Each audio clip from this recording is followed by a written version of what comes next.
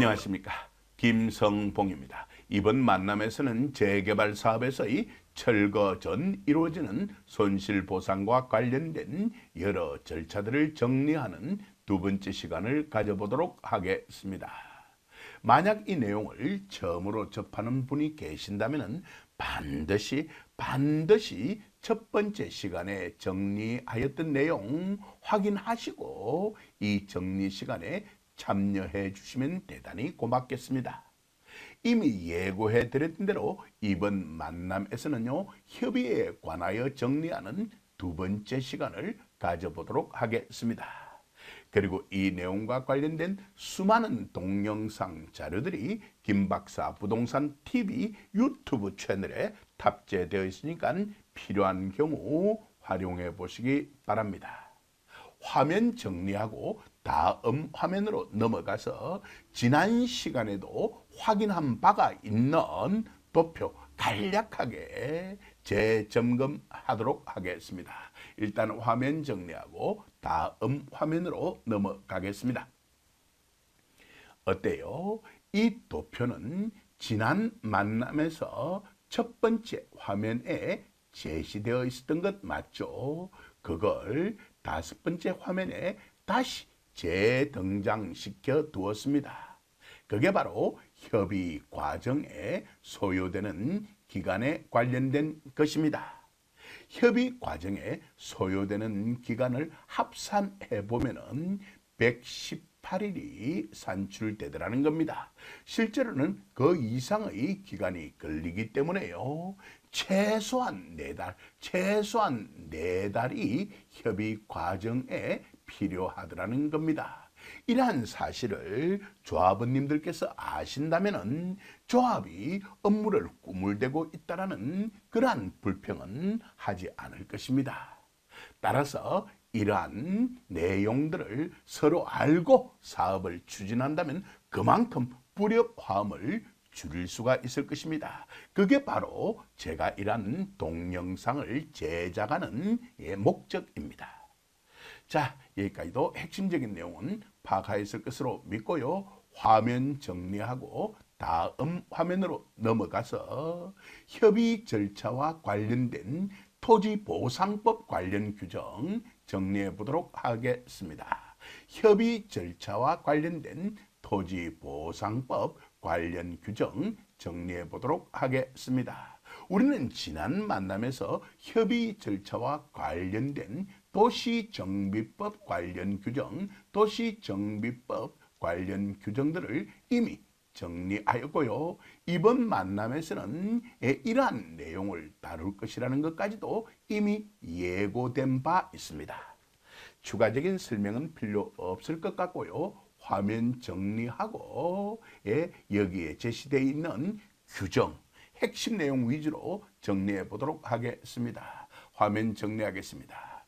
이러한 규정들도요, 도표에 다 제시되어 있었던 내용들이죠. 자, 먼저 토지보상법 제15조 보상계획의 열람 등에 관하여 정리해 보도록 하겠습니다. 4가지 항으로 구성되어 있는데 편의상 제4항은 생략을 하고요, 제1항부터 제3항까지 핵심 내용 위주로 정리해 보도록 하겠습니다.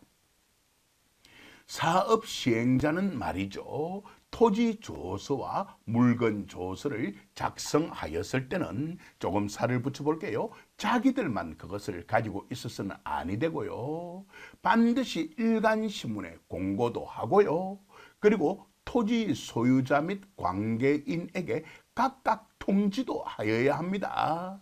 공고로서 끝나서는 안 되고요, 그 각각 즉 개별의 관계자들에게 통지까지도 하여야만 합니다.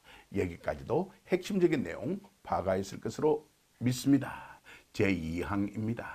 사업 시행자는 말이죠, 공고나 통지를 하였을 때에는 그 내용을 14일 이상 일반인이 열람할 수 있도록 하여야만 합니다. 여기까지도 핵심적인 내용은 파악하였을 것으로 믿습니다. 다만으로 시작되는 단서가 있습니다만은 제3항도 마찬가지입니다. 편의상 무시하도록 하겠습니다. 필요할 경우 확인해 보시기 바랍니다. 자, 그리고 열람을 하였다면은 이의가 있을 수 있을 텐데요. 그게 제3항에 규정이 되어 있습니다. 이의가 있는 토지 소유자 또는 관계인은요, 열람 기간 이내에, 이게 중요합니다. 열람 기간 이내에 사업 시행자에게 서면으로 이의를 제기할 수 있다라고 규정해 두고 있습니다. 구두나 전화는 안 됩니다. 서면으로 원칙적으로 이의를 제기할 수 있다라고 규정해 두고 있습니다. 여기까지도 핵심적인 내용은 파악하였을 것으로 믿습니다. 화면 정리하고요. 제16조 협의 간략하게 정리해 보도록 하겠습니다. 우리는 협의 절차와 관련된 토지보상법 관련 규정 정리하고 있는 중입니다. 자, 확인해 보도록 하겠습니다. 사업 시행자는 말이죠. 토지 등에 대한 보상에 관하여 토지 소유자 및 관계인과 성실하게 협의하여야 하며 협의의 절차 및 방법 등 협의에 필요한 사항은 대통령령 구체적으로 시행령 제8조입니다.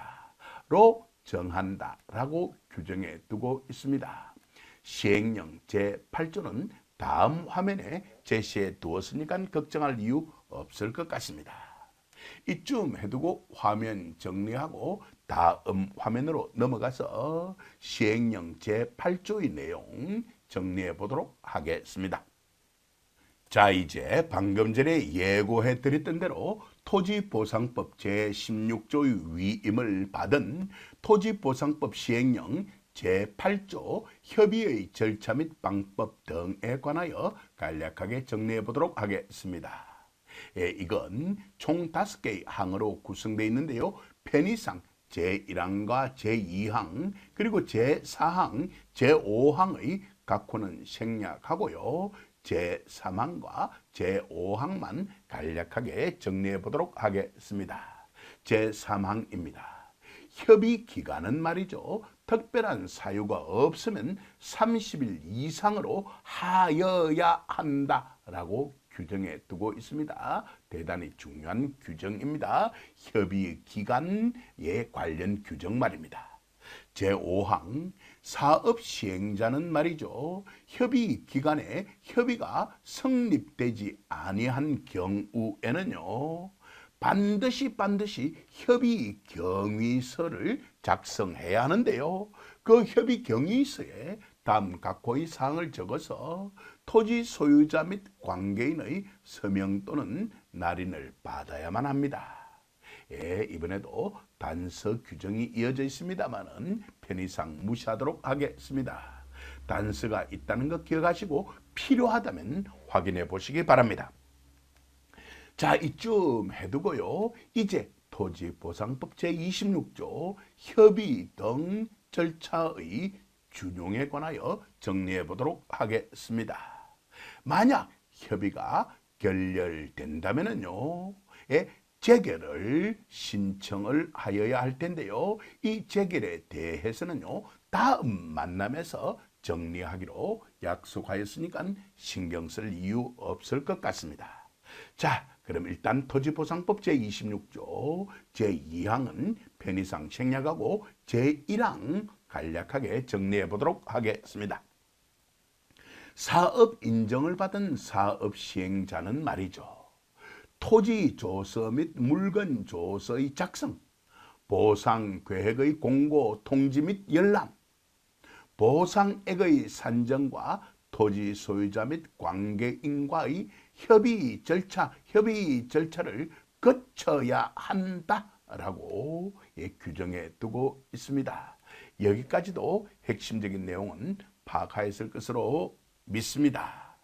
이쯤 해두고 화면 정리하고요. 다음 화면으로 넘어가서 이번 만남에서 마지막으로 정리할 토지보상법 관련 규정 확인해 보도록 하겠습니다. 다음 화면으로 넘어가겠습니다. 자, 예고드렸던 토지보상법 관련 규정 중 제82조 보상협의회의 관련 규정 간략하게 정리해 보도록 하겠습니다. 총 3개항으로 구성되어 있는데요. 제2항과 제3항 및 제1항 각호는 편의상 생략하도록 하겠습니다. 제1항만 간략하게 정리하도록 하겠습니다. 필요한 경우에는요, 다음 각호의 사항을 협의하기 위하여 보상협의회를 둘 수 있다라고 규정해 두고 있습니다만은, 다만 이후의 단서 규정이 있다는 것을 꼭 기억해 둘 필요가 있습니다. 다만 대통령령 구체적으로 시행령 제44조의 2입니다. 이건 의무적 반드시 해야만 하는 것이죠. 의무적 보상협의회의 설치, 구성 및 운용 등에 관련된 규정입니다. 어로 정하는 규모, 구체적으로 바로 이 시행령 제44조의 2에 10만 제곱미터라고 규정을 해두고 있습니다. 이걸 제가 간략하게 이렇게 옮겨둔 것입니다.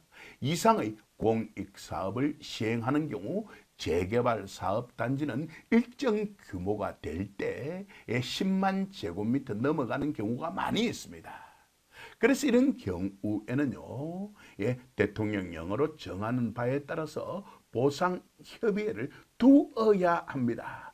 둘 수 있다가 아니라 이런 규모 이상의 사업을 시행하는 경우에는 보상협의회를 반드시 의무적으로 두어야 한다라고 규정되어 있다는 거 기억해 둘 필요가 있습니다.